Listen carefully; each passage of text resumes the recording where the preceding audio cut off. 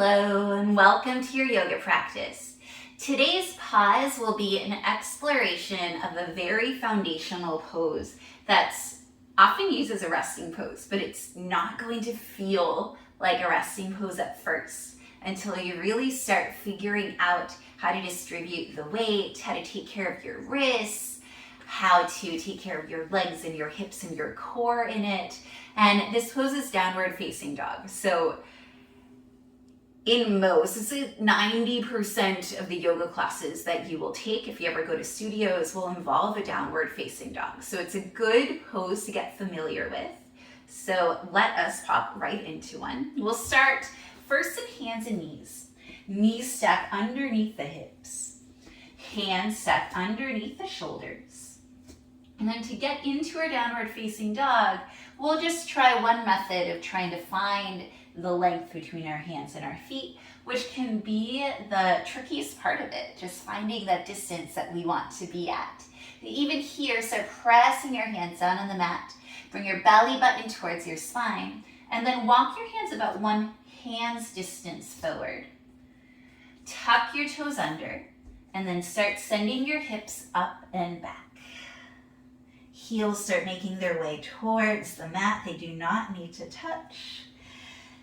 And then let's start looking. We will not relax our neck quite yet. Look towards your hands. Either the pointer finger or your middle finger will face towards the front. Wrist creases are about parallel with the front of your mat. You're pressing into all the parts of your hand, including that knuckle that's underneath your pointer finger. A lot of times we like to tent up the center of our hand. So try to press that part of your hand down on the mat. Now, working your way up our arms, start to externally rotate the arms. That'll draw the eyes of the elbows closer towards the front of the mat, so those are pointing towards forward. Start to relax the neck. Your gaze can be in between your thighs or in between your feet. And then start bringing your belly button towards your spine. Imagine that you're in an upside down V shape. So your hips are climbing towards the ceiling. And then as far as your legs go, you can have a nice bend in your knees. And you can even try that. Try bending your knees so that your stomach starts and your chest start to reach towards your thighs. And maybe you try to straighten your knees. You can bend one knee, then the other, pedaling out your downward facing dog. You can come up onto tippy toes, and then lower down your heels. And your heels never need to actually reach the mat. But if they do, you can try to really engage those legs and see if you can pick up those toes. All right, let's come into a tabletop pose. And then sit down on our heels and take a few wrist rolls because it is a lot on your wrists. So we'll pop up again into a downward facing dog and we'll take a wider stance this time just to make more room in our body and see what that feels like before we start playing around with it. We're coming back into that tabletop position, maybe walking your hands a little bit forward, maybe leaving them under your shoulders. Tuck your toes under, hips up and back. Excellent. All right. So for this one, take your feet all the way out to the wide edges of your mat. And then take your hands out to the wide edges of your mat. Maybe you even grab on to the edges of your mat. And then just allow yourself to melt forward. Giving yourself so much space. For some reason, whenever I'm in this wider down dog, I just really want to wiggle my hips side to side. So you can play with that as well. See what that feels like in your body. And when you're this wide, sometimes it's really easy to get a deep back bend in your lower back. So bring that belly button towards your spine, relax your neck. Imagine yourself in an upside down V. Your limbs are just a little bit wider. And then when you're ready, bringing your hands back to shoulders with distance apart, bringing your feet back to hips with distance apart. And bringing your knees down through your tabletop pose, sitting back on your heels, rolling out your wrists. Awesome. All right, so the next thing we'll do is we'll take a twist in our downward facing dog. Now coming back into our tabletop pose. Tuck your toes under, hips up and back. Downward facing dog. And as we do this, we're actually getting really deep into our hamstrings. You might have noticed maybe they're starting to open up. All right, so for this, it's helpful for a lot of people to have their feet a little closer to your hands. So walk your feet just about half a foot's distance closer. And then center your left hand on the mat and reach your right hand through, either grabbing onto the left shin or the left ankle, and then bend that right elbow, maybe starting to take a twist. If you need to bend your right knee as well, sometimes that feels good. Or you can leave both legs straight and you're looking underneath that left armpit. And so this will get into that right side body. Really pressing your left hand into the mat. Belly button draws in towards your spine. Breathing into this twist.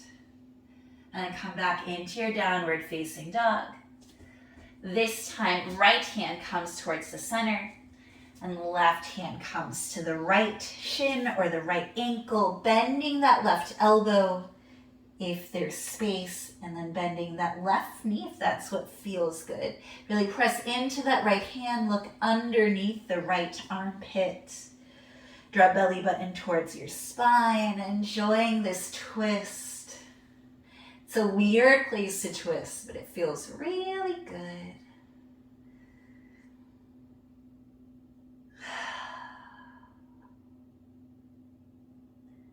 All right.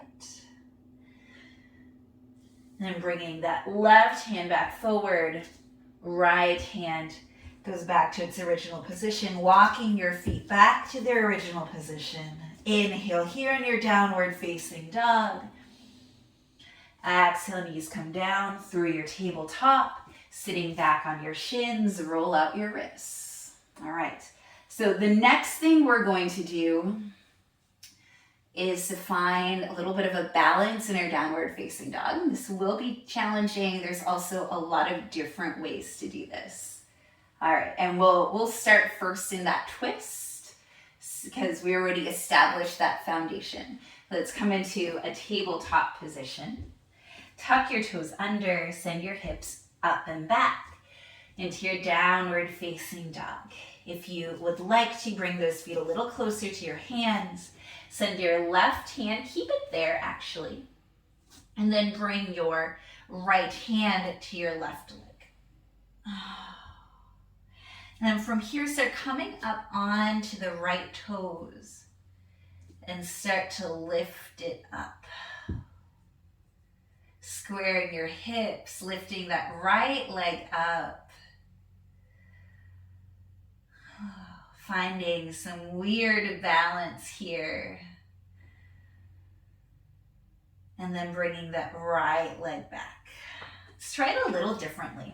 So this time, instead of right hand to left ankle, bring your right hand to your right calf or ankle. And then start coming up onto the, sorry, my leg just started to fly up. Come up onto the left toes and start to lift that left leg up. Bringing it up. And then maybe if you're finding some insane balance, start bending that left leg, reaching the right hand to reach the foot, and finding a balance in your downward facing dog.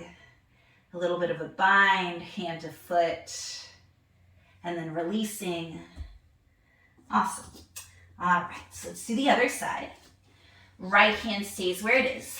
Left hand goes to your right calf or ankle. Start coming up onto those left toes. One side is always better than the other. I think the other side is going to be my better side today. Start lifting that left leg. If you're wobbling, it's fine. If your toes are still on the mat, that is fine. And then releasing. And then trying it this time with left hand to left ankle or left hand to left calf. And then starting to lift up that right leg. This is a little easier, well, it's a little more stable. I wouldn't say easier. It's more stable because it's opposite hand, opposite foot. Once you feel like you're stable and elevated, You can maybe start to bend that top knee, reaching your left hand, maybe search for that foot. It's a little harder to find on this side. Finding your bind, and then releasing back into your downward facing dog. And then coming down onto your knees, sitting back onto your shins. Whew.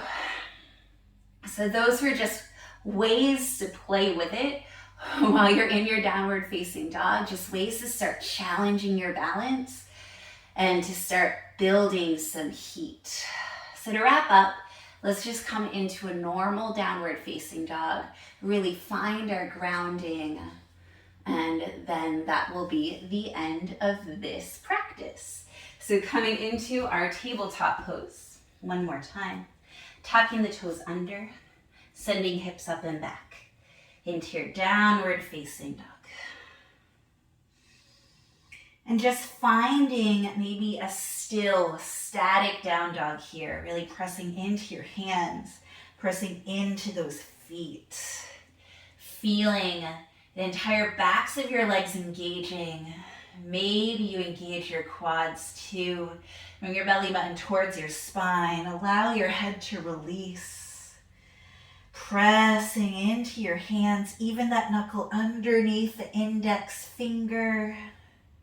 And then when you're ready, coming down through hands and knees, through that tabletop position, sitting on your heels, and come to face your screen or the top of your mat.